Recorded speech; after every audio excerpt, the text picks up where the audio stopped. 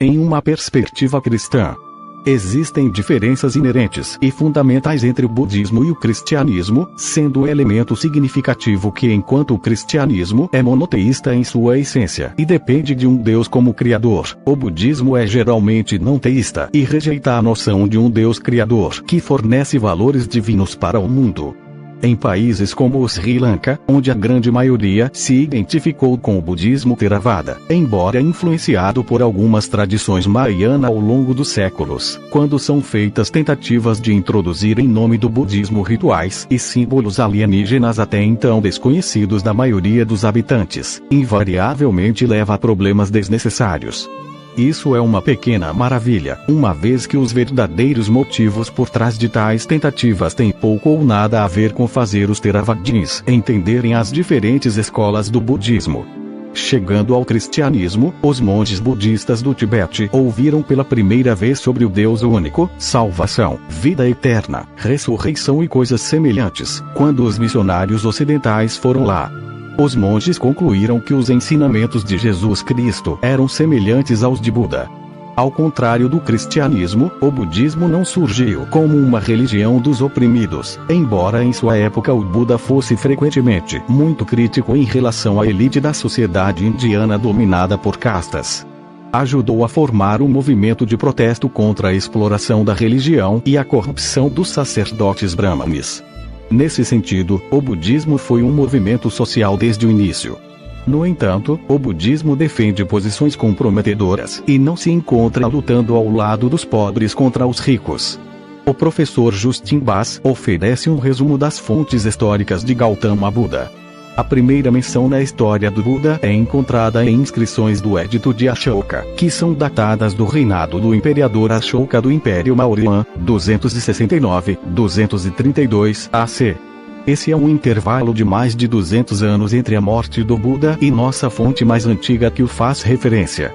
A primeira biografia do Buda explicando sua vida e ensinamentos não foi escrita até o primeiro século depois de Cristo. Essa é uma lacuna de quase 500 anos, o oposto da lista de desejos de um historiador por fontes confiáveis. A distância histórica, é claro, não significa que essas fontes sejam necessariamente não confiáveis. Eles têm que ser julgados por seus próprios méritos. Mas as fontes históricas de Buda não se comparam às fontes históricas de Jesus. Primeiro, o credo em 1 Coríntios 15, 3, 5. Este curto credo, que captura as crenças centrais da igreja primitiva, pode ser datado de 3 a 5 anos após a morte de Jesus. Pois vos entreguei em primeiro lugar o que também recebi, que Cristo morreu pelos nossos pecados segundo as Escrituras, que foi sepultado, que ressuscitou ao terceiro dia segundo as Escrituras, e que apareceu para Cefas, depois para os 12 em segundo lugar, os 4 evangelhos. Temos 4 evangelhos da vida de Jesus do século em que ele viveu. Praticamente todos os estudiosos concordam que todos foram escritos no final do primeiro século. É claro que também temos, pelo menos, 7 cartas de Paulo que os estudiosos aceitam, outros escritos do Novo Testamento, os pais da igreja primitiva e fontes extra-bíblicas, Jósefo, Tácito, etc. Alguns dizem que se você comparar o Sermão da Montanha, o Dhammapada de Buda, o Tao Te Ching de Lao Tse, os Analectos de Confúcio, o Bhagavad Gita, os Provérbios de Salomão e os Diálogos de Platão, você encontrará o real acordo profundo e forte. Sim, mas isso é ética, não religião. A ética pode ser o primeiro passo na religião, mas não é o último. Cerca de 6 séculos antes de Jesus caminhar sobre a Terra, um jovem príncipe hindu teria escapado das armadilhas do materialismo e encontrado o caminho para a iluminação. Agora conhecido como Buda, o Iluminado, ele deixou uma fórmula para ajudar outros a traçar o mesmo caminho nirvânico.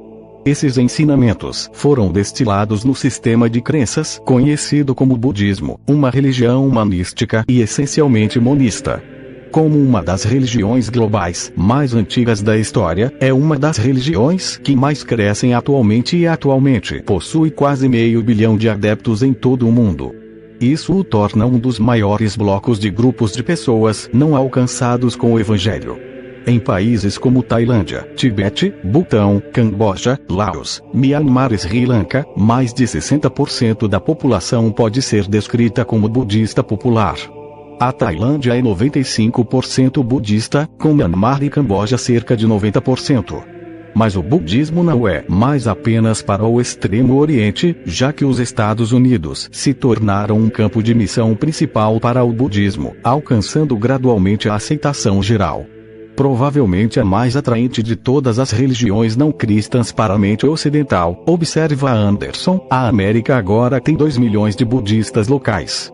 Embora tenha demorado milênios para o budismo se estabelecer na Ásia, ele se enraizou profundamente nos países ocidentais em uma fração desse tempo, talvez devido à compatibilidade com a visão de mundo evolucionária naturalista que agora permeia o mundo ocidental. Se Gautama Buda ou seus primeiros discípulos alguma vez escreveram seus ensinamentos, eles pereceram, o que significa que ninguém foi capaz de reivindicar com alta confiança exatamente o que ele ensinou. Na verdade, os registros escritos sobre Siddhartha não aparecem até pelo menos 400 anos após sua morte. Antes disso, temos apenas relatos espalhados em sânscrito e tradição oral. Assim, resultou um pálido de incerteza histórica, com estudiosos budistas até admitindo que falsidades se infiltraram na maioria dos relatos biográficos sobre o Buda, para não mencionar enfeites bizarros. Por exemplo, o relato diz que segundos após o nascimento, ele se levantou, andou e examinou em todas as direções antes de afirmar nobremente que era o ser mais importante do mundo e que este seria seu último renascimento. Durante sua busca pela iluminação, ele teria sobrevivido com um grão de arroz diariamente por alguns anos. Nos últimos 2 anos antes de seu despertar, ele se absteve completamente de comida ou água.